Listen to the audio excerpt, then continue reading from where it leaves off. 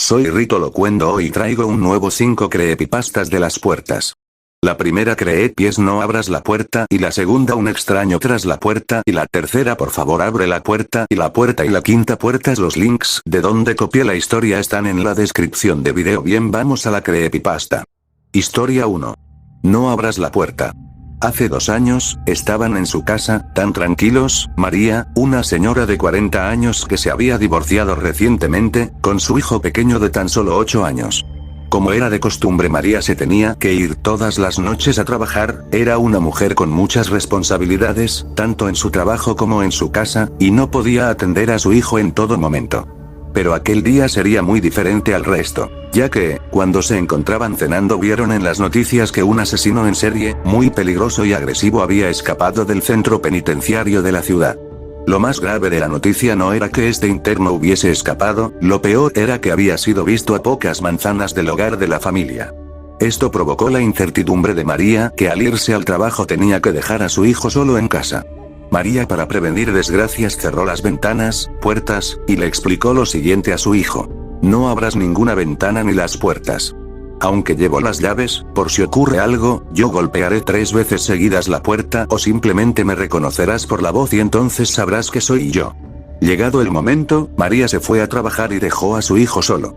Este, lleno de miedo, cerró la puerta a cal y canto y se puso a ver la tele para relajar la mente. Al cabo de rato, el chico ya estaba dormido cuando de pronto llaman a la puerta.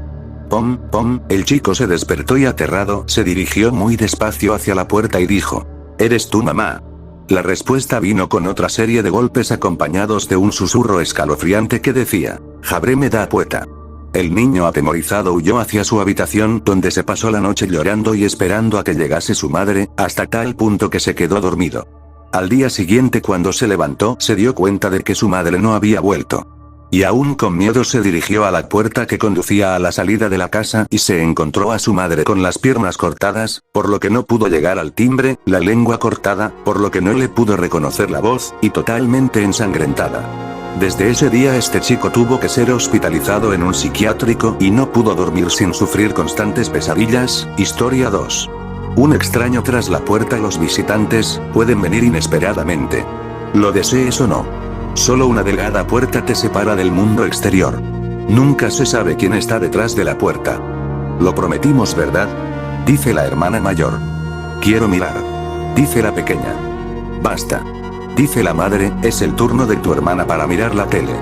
La pequeña asiente resignada y decide ir a su habitación.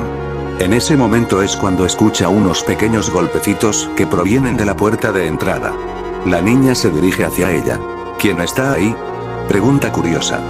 Soy yo, la tía Machiko. La niña va a abrirle, pero en el último momento se para y recuerda una foto de la familia. Un poco sorprendida vuelve a preguntar: ¿de verdad eres la tía Machiko? Sí, pero tu voz suena diferente. No es así. La niña se acerca lentamente a la puerta, intenta mirar por la mirilla, pero no llega por mucho que se estire y decide mirar por el buzón que está en la parte baja de la puerta. Abre lentamente la tapa del buzón y puede ver unas manos viejas y delgadísimas que se tambalean de un lado a otro y unos brazos huesudos. La pequeña vuelve a recordar la foto familiar y se da cuenta de que esas manos y brazos no se parecen en nada a los de su tía. Asustada, suelta la tapita del buzón y se echa hacia atrás. Hay un extraño tras la puerta, le dice la pequeña a su hermana. Esta no le hace caso y le dice: ¿me escuchas? Ahí no hay nadie. Responde sin interés alguno. Mamá, ¿me has oído?, pregunta la pequeña dirigiéndose a su madre. Mika, estoy ocupada, responde sin dejar de teclear su ordenador. Mika vuelve a su habitación y de nuevo se escucha llamar a la puerta de entrada, pero esta vez más fuerte e insistentemente.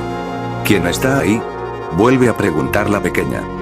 Ya te lo he dicho, soy la tía Machiko, responde, y acto seguido vuelve a llamar frenéticamente a la puerta. La pequeña vuelve a acercarse lentamente a la puerta.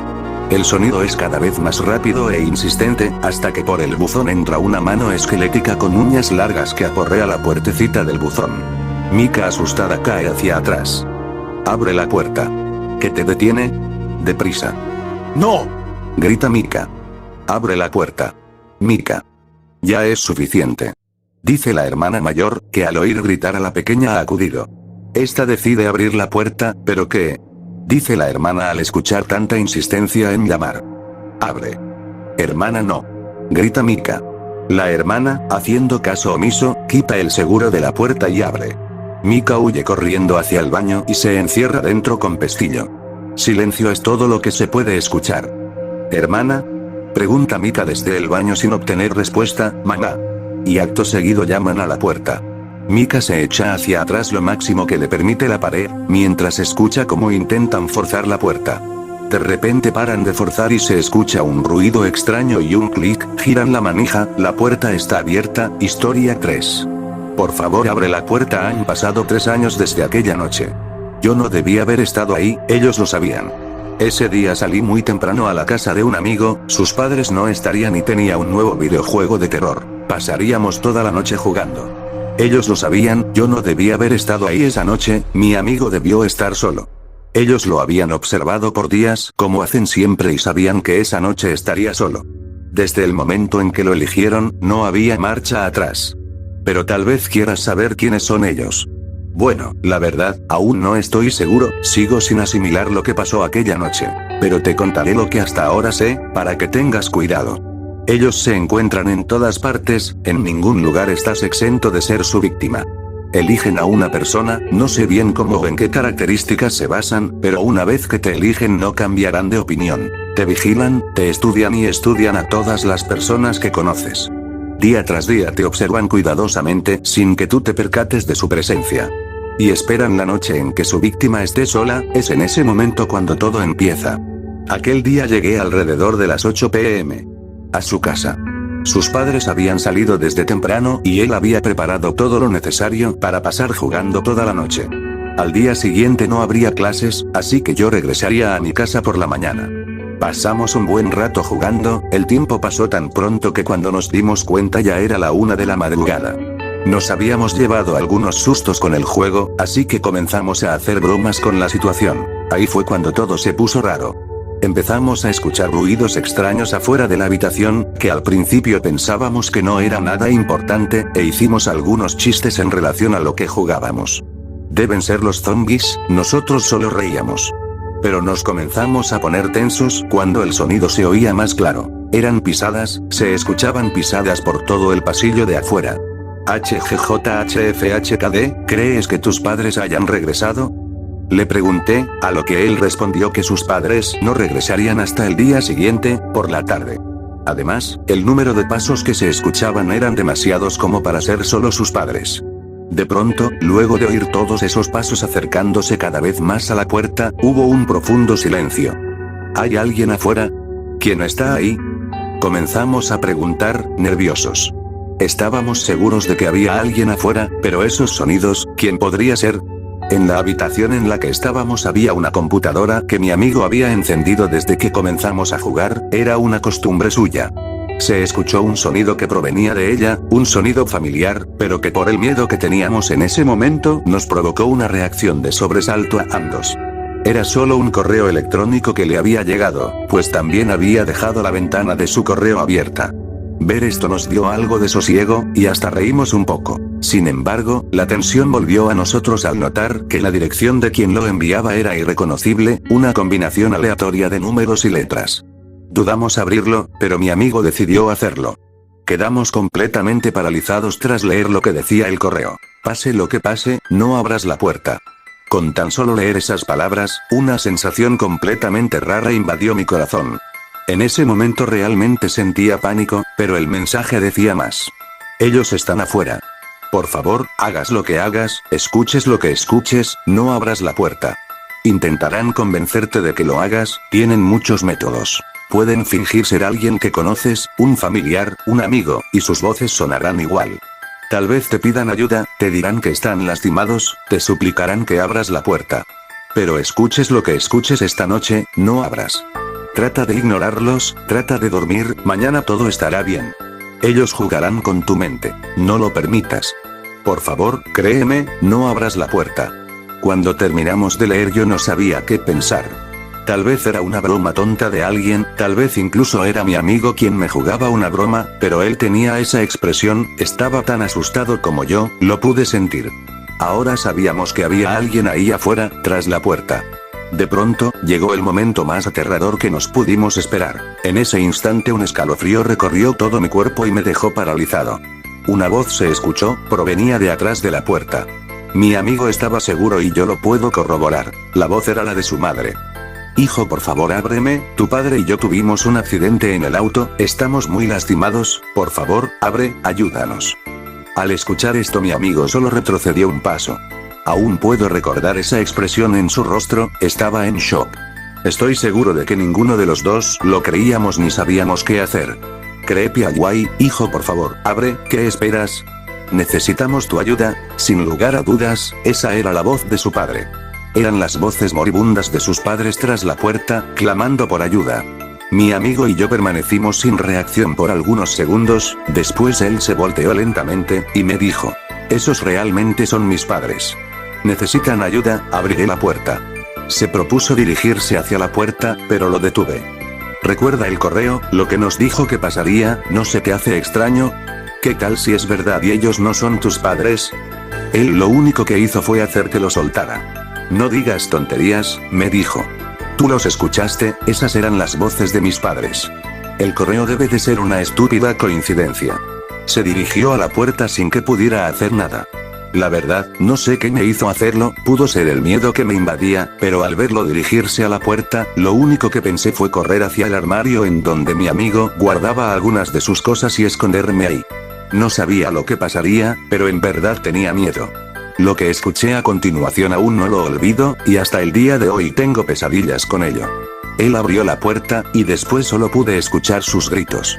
Eran unos gritos desgarrantes, llenos de dolor y terror. Yo no pude hacer nada más que permanecer inmóvil, hasta que después de unas horas me quedé dormido. Al despertar por la mañana, me extrañó ver el lugar en que me encontraba, y luego lo recordé todo. Salí del armario y en la habitación no había nadie. Noté de inmediato que ya era de día y que la puerta estaba abierta, así que decidí salir.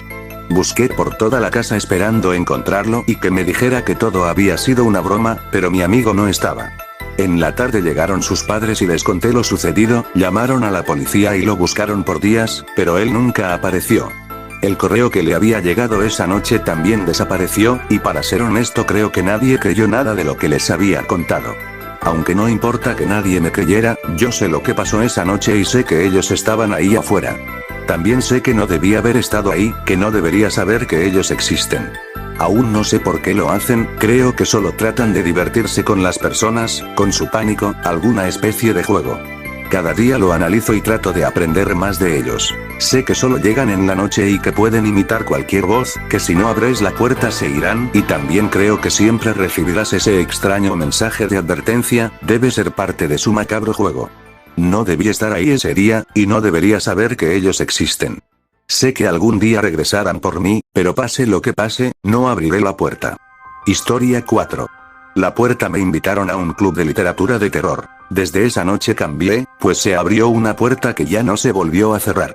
La idea me pareció una interesante forma de desperdiciar un fin de semana. Pasar horas comentando libros junto a unos aspirantes a literatos, qué emocionante, pensé, lleno de sarcasmo, cuando Paola me invitó. Pero como recién la conocía, me pareció que lo mejor era ir. Al hacerse noche creí que me iba a salvar de la aburrida velada, porque empezó a llover muy fuerte, pero al llamarla, ella dijo que las condiciones eran ideales. Tuve que conducir bajo la lluvia. Ella me iba a esperar en la casa indicada. Las calles ya estaban medio anegadas de tanto que llovía, y los otros vehículos pasaban arrojando agua hacia los costados, mientras el limpiaparabrisas del mío era derrotado por la pared de agua que chocaba contra la ciudad. Vistas desde la cabina, las luces de las calles se borroneaban un poco y proyectaban haces hacia los costados, efectos de la intensa lluvia. Después desemboqué en una zona suburbana sin luz, y noté que relampagueaba intensamente. Unas fachadas de aspecto antiguo aparecían por instantes cuando todo se aclaraba por los relámpagos. Nunca antes había estado en aquella parte. Me pareció que las viviendas de allí estaban abandonadas. Al leer un herrumbrado cartel, frené el coche. La casa tenía que estar por allí. Cuando miré hacia un costado, me saludaban con la mano desde una ventana, era Paola. Atravesé la vereda y el patio de la propiedad bajo un paraguas que el viento me quiso arrancar. Estaba por alcanzar el umbral de la puerta cuando explotó un rayo y la fachada se iluminó con una luz blanca. Parecía ser la más antigua de la cuadra. Entré a una habitación muy amplia iluminada con velas y un farol que ardía en el centro de una mesa redonda. Paola me presentó a 4 personas, 2 mujeres y 2 hombres. Todos me miraban sonriendo y parecían estar muy emocionados. Uno de los tipos, un veterano calvo con barba de candado, me preguntó al estrecharme la mano: «Usted es descendiente de Melissa Strauss, ¿no es así?» «Sí, venía a ser mi bisabuela por parte de padre». «¿Usted cómo sabe?» Lo interrogué. Su bisabuela fue una famosa espiritista, y su familia es conocida en algunos círculos. Sé que era medio curandera o algo así, pero que yo sepa, más nadie en familia se ha dedicado a eso. Era espiritista, no curandera, y fue muy conocida, afirmó de nuevo. Su respuesta no explicaba cómo sabía que yo era descendiente. Aunque hubiera escuchado o leído mucho sobre mi bisabuela, no entendía cómo me había asociado a ella, porque el apellido que mi bisabuela usaba no era el de la familia. Para conocer aquello tenía que haber investigado. Pensé que tal vez Paola lo había hecho, no podía ser casualidad. Ella ahora evitaba mi mirada.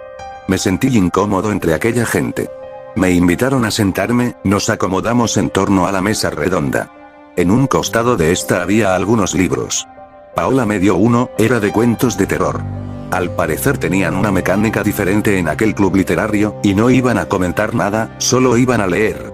Sé que en esos grupos también leen juntos, pero aquello me resultó un poco extraño. Todos parecían fascinados con mi presencia, pero cuando los miraba desviaban la mirada, como si quisieran disimularlo. ¡Qué situación más incómoda! Y todo iba a empeorar. Las llamas de las velas que ardían sobre la chimenea y encima de unos muebles cada tanto se inclinaban todas hacia un lado, como empujadas por una misma ráfaga, y al hacerlo las sombras se movían también. La llama del farol que teníamos sobre la mesa creaba unas sombras inmensas y deformadas en las paredes. Y fuera la tormenta rugía, buzaba y metía luces de relámpagos por las ventanas. Todo aquello formaba una noche horrible, y hacía más tétrico el ambiente en el que nos encontrábamos. Unos cuantos minutos después de comenzada la lectura, mis acompañantes parecieron concentrarse y ya no miraban hacia ningún lado que no fuera su libro.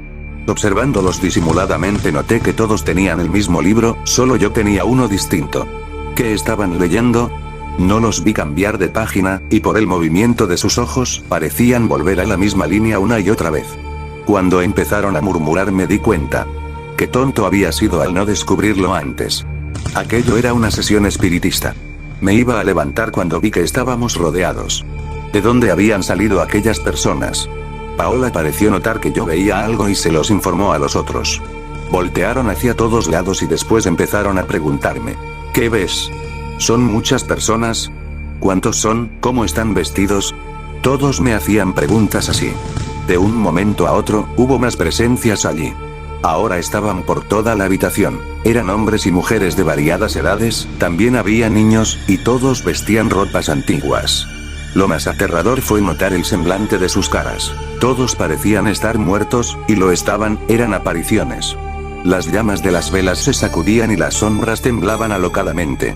Los otros parecían no ver a los que nos rodeaban, pero evidentemente notaban aquel viento frío que exhalaba desde varias partes de la habitación. Miraban en derredor y se miraban entre ellos con una expresión de asombro y emoción. Malditos locos. Para ellos era emocionante porque no veían aquellos rostros empalidecidos por la muerte. Cuando las apariciones empezaron a moverse hacia la mesa sin dar un solo paso, el terror me empujó hacia la salida, y a las zancadas llegué a mi vehículo.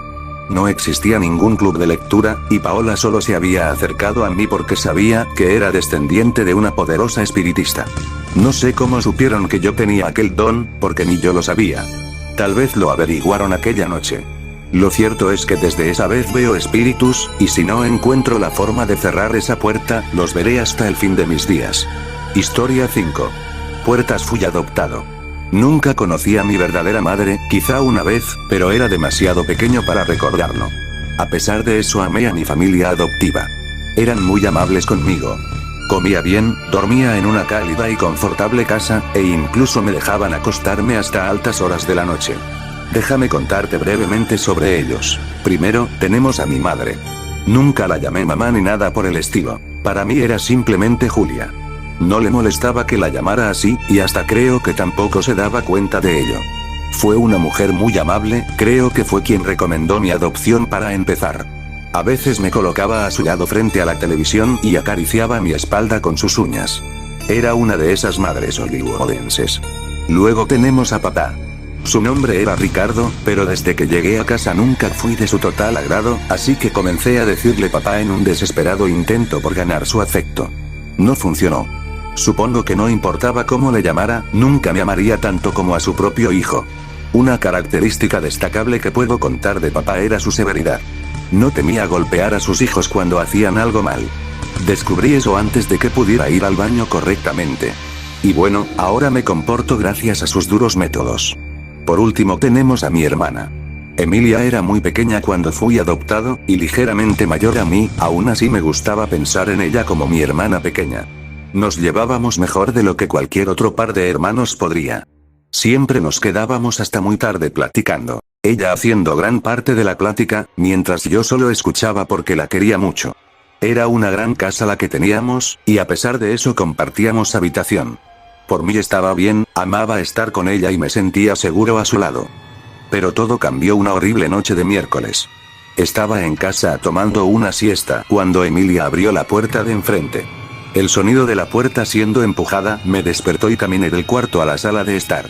Venía de su clase católica. Al verme no hizo más que abrazarme. Tras ella venían papá y Julia. ¿Te gustó la siesta?, dijo Julia burlonamente mientras revolvía mi cabello con sus manos. Moví mi cabeza y bufé siguiéndole el juego. Mi padre me miró ásperamente y con autoridad. Cerró la puerta tras de sí y colgó su abrigo.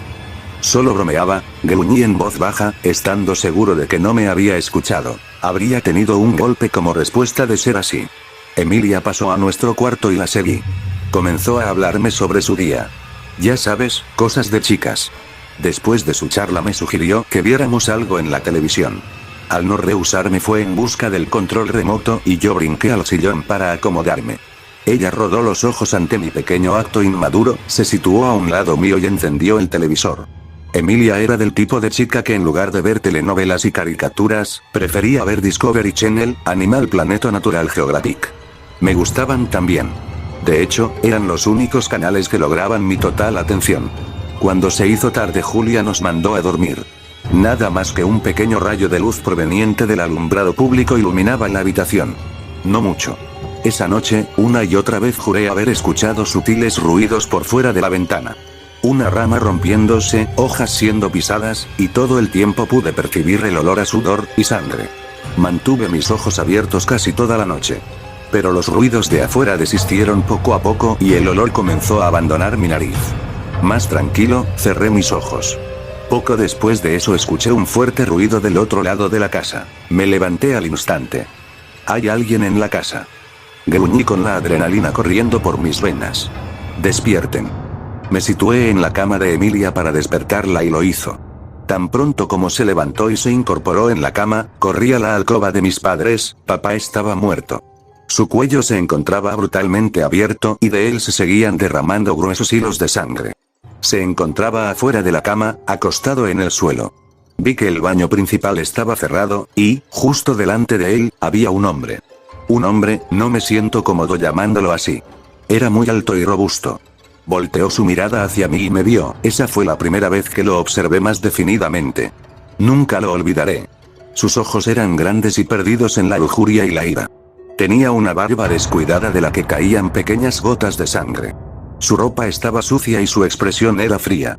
De pronto volví a percibir el desagradable olor de sudor y sangre de antes, pero esta vez eran más abrumadores. Me miró. Me miró y sonrió con sus torcidos y amarillentos dientes. Su sonrisa me desconcertó.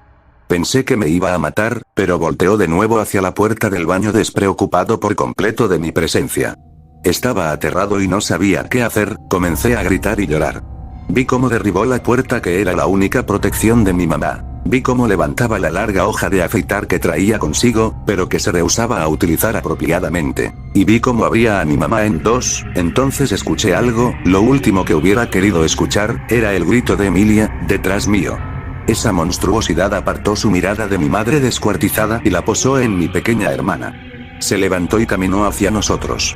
Mi hermana giró y corrió, y me encontraba petrificado cuando él me pasó de lado para ir tras ella. ¿Qué hacía en la casa? ¿No había evaluado la situación y huido? Lo seguí. Me imaginé que la mataría también, pero estaba tristemente equivocado. La agarró del brazo y tiró dejando claro quién estaba en control. Hice todo el ruido que pude, esperando y rogando que alguien pudiera escucharme y viniera en nuestra ayuda. No podía llevársela. No a ella. Cuando pasó delante de mí me arrimé contra la pared y gemí en horror. ¿Por qué? No respondió. En cambio puso su mano libre en mi cabeza, mientras Emilia gritaba por auxilio. Buen chico, me dio otra sonrisa torcida. Lo seguí hasta la puerta donde él la arrastraba consigo. La abrió de un empujón, se deslizó a través de ella y azotó la puerta detrás de sí. Ahora estoy sentado en la cama, con mis padres adoptivos mutilados, temblando y gimiendo en consternación. Él está afuera con mi hermana y no puedo hacer nada para ayudarla. Lo haría si pudiera, pero no puedo. Iría tras ellos en un abrir y cerrar de ojos, pero no puedo. Me siento aquí, mirando a mis patas. Si tan solo pudiera abrir puertas, eso es todo. Suscríbete a mi canal de YouTube. Actívate por favor la campanita de notificaciones para que no te pierdas ningún vídeo. Soy Rito Locuendo, hasta el próximo vídeo, adiós.